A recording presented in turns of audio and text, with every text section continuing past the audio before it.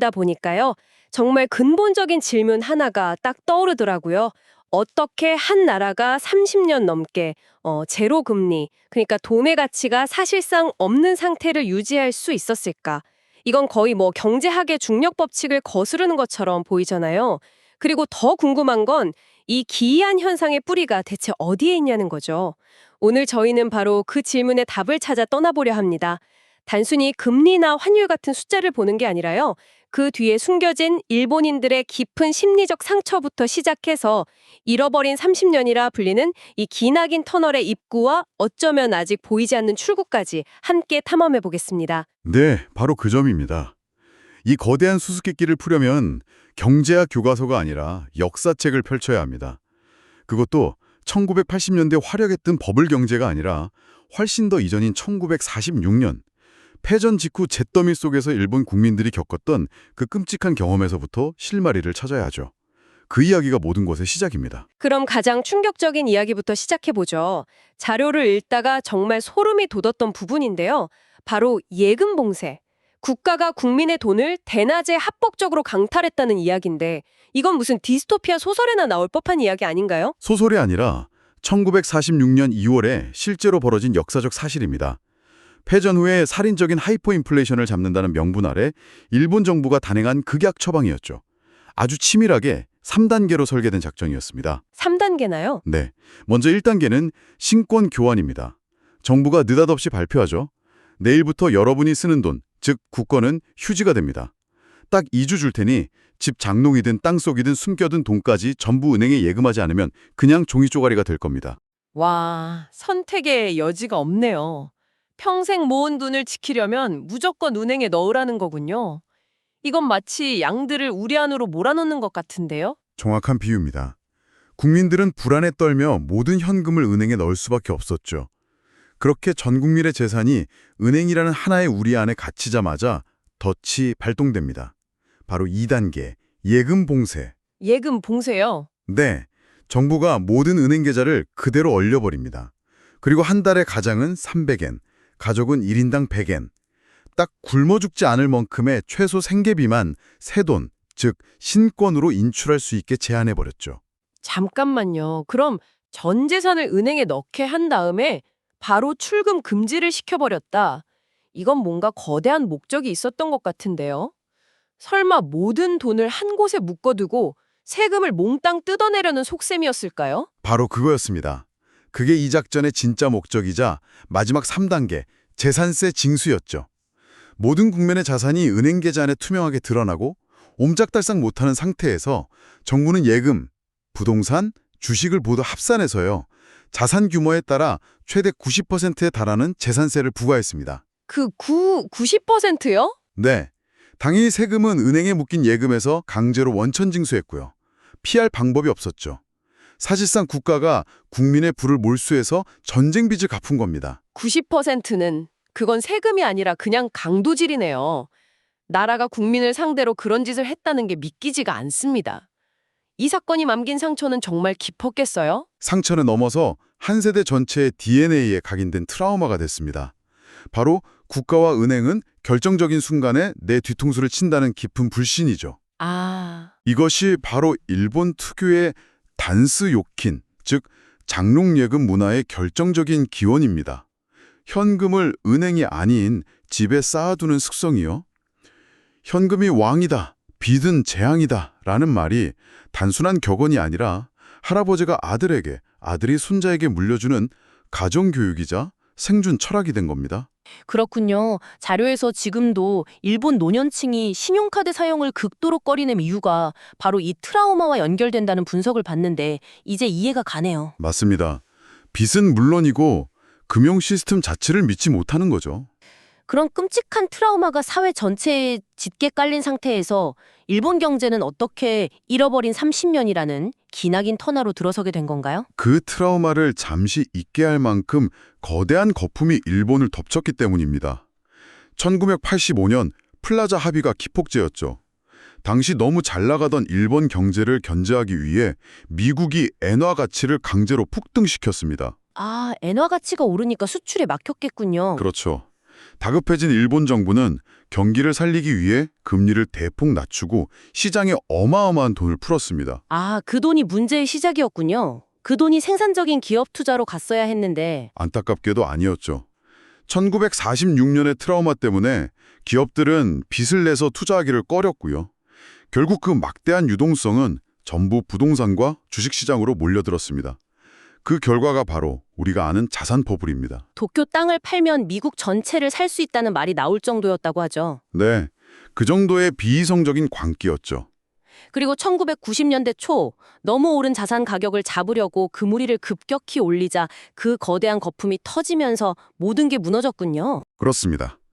버블이 붕괴되자 자산 가치가 대폭락했고 전 국민이 공포에 질려 지갑을 닫았습니다. 바로 이 지점에서 일본 경제를 30년간 괴롭힌 디플레이션이라는 희귀병이 발병합니다. 디플레이션, 즉 물가 하락. 보통은 물가가 너무 오르는 인플레이션을 걱정하는데 물가가 계속 떨어지는 게 왜 그렇게 위험한 건가요? 내일 사면 더 싸진다는 기대 심리 때문입니다. 예를 들어 당신이 오늘 100만 원짜리 TV를 사려는데 내일은 90만 원, 다음 달엔 80만 원이 될 거라는 걸 안다면 오늘 사시겠어요?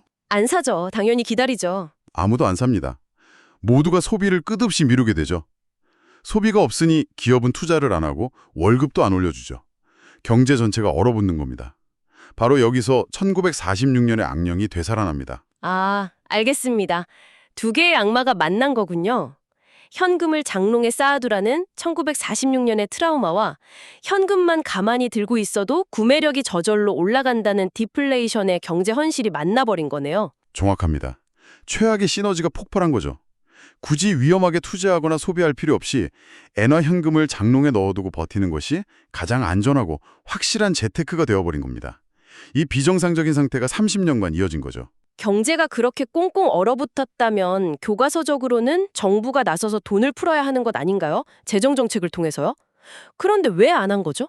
아주 예리한 질문입니다. 그리고 그 질문에 대한 답이 일본 경제의 비극을 더 깊게 보여주죠. 결론부터 말하면 재정정책을 안 쓴 게 아니라 상상을 초월할 정도로 쏟아 부었지만 완전히 실패했습니다. 이게 바로 첫 번째 실패한 처방전입니다. 실패했다고요? 구체적으로 어떤 방식이었기에 실패한 건가요? 1990년대 일본 정부는 건설 경기를 일으켜 돈을 돌게 하겠다는 명목으로 전국의 도로, 다리, 댐, 공항을 짓는 대규모 통업공사에 천문학적인 돈을 쏟아부었습니다. 하지만 그 결과는 다람쥐만 다니는 고속도로, 하루에 비행기 한 대 뜨는 유령공항 같은 비효율의 극치였죠. 잠깐만요. 당시에도 그게 비효율적이라는 걸 몰랐을까요? 90년대면 이미 실리콘밸리를 중심으로 IT 혁명이 일어나고 있었는데 왜 미래 산업이 아니라 낡은 건설업에 그 모든 돈을 쏟아 부은 거죠? 정치적인 이유라도 있었나요? 핵심을 짚으셨습니다. 당시 집권당이던 자민당의 핵심 지지 기반이 바로 건설업계와 농촌 지역이었습니다. 경제를 살린다는 명분으로 자신의 정치적 텃밭에 돈을 뚫인 거죠. 아, 경제 구조를 혁신하는 고통스러운 길 대신 표를 얻기 쉬운 손쉬운 길을 택한 거군요. 맞습니다. 그 결과는 참담했습니다. 경제는 살아나지 않았고 일본은 GDP 대비 국가부채 비율이 260%가 넘는 세계 1위의 빚쟁이 국가가 되었습니다. 미국이 120%, 우리나라가 50% 수준인 걸 감안하면 어마어마한 수치죠. 결국 재정정책이라는 국가 신용카드를 한도 초과까지 긁어댔는데 남은 건 빚더미와 쓸모없는 콘크리트 구조물 뿐이었군요.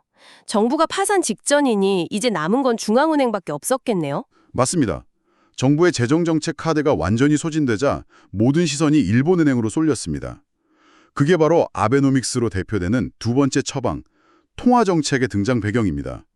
그런데 이건 역시 하나의 정책이 아니라 시간이 흐를수록 점점 더 귀괴해지는 일종의 절망의 3단계였습니다. 절망의 3단계요? 은행이 윤전기로 돈을 무한정 찍어내 시중에 푸는 겁니다.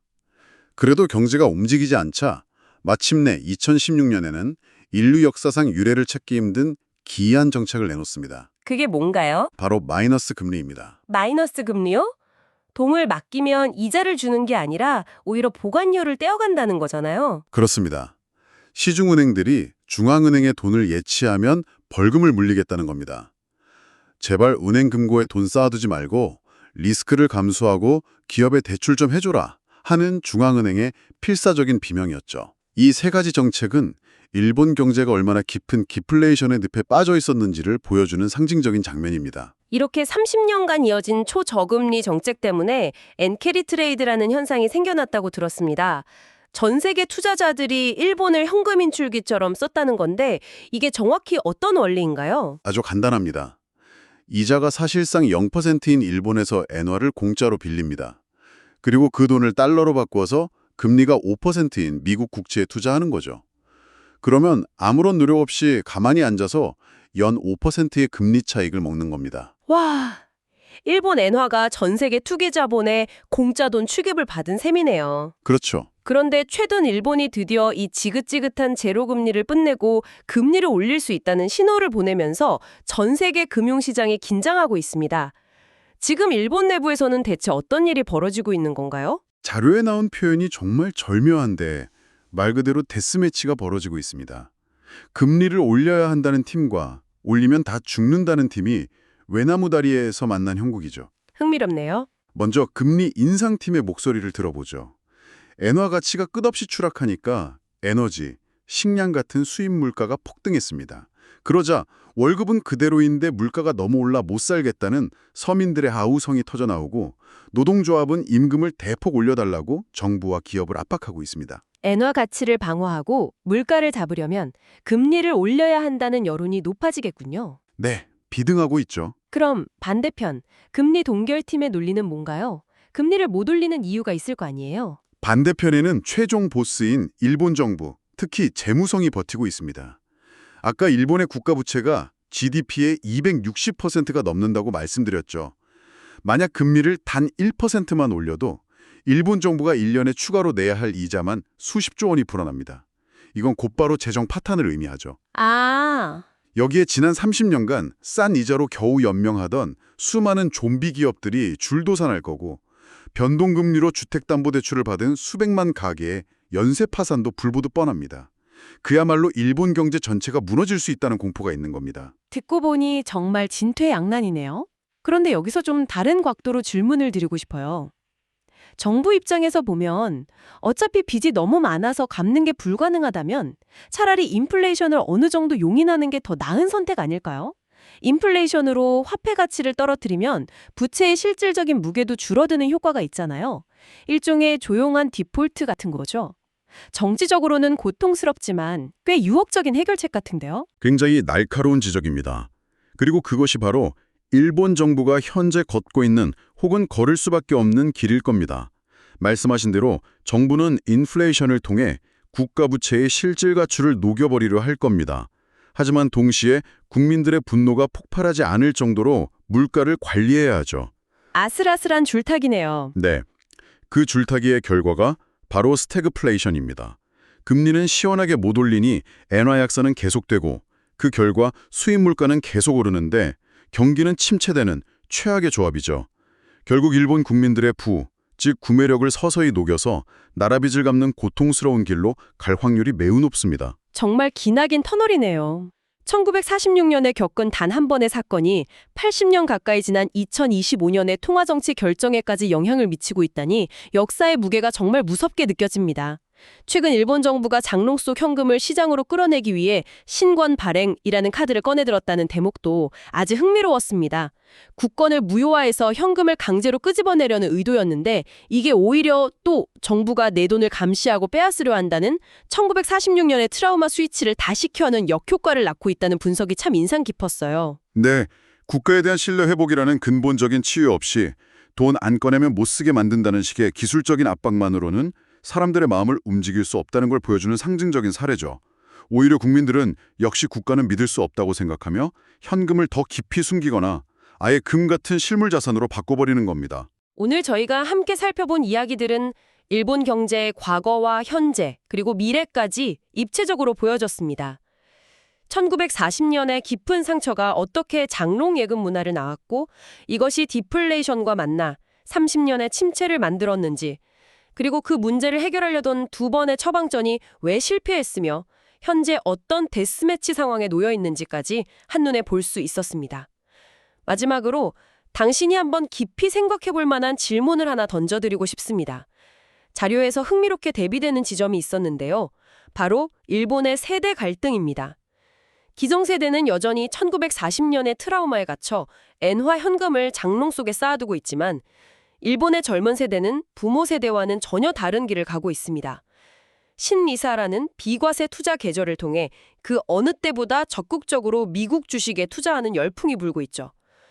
부모는 일본이라는 나라를 불신해 장롱에 돈을 숨기고 자식은 일본이라는 경제를 불신해 지구 반대편 미국 기업의 미래를 거는 이 극명한 세대 차이가 과연 일본의 30년 묵은 고질병을 치유하는 실마리가 될 수 있을까요? 아니면 그저 서서히 가라앉는 배 위에서 각자 도생하는 모습일 뿐일까요?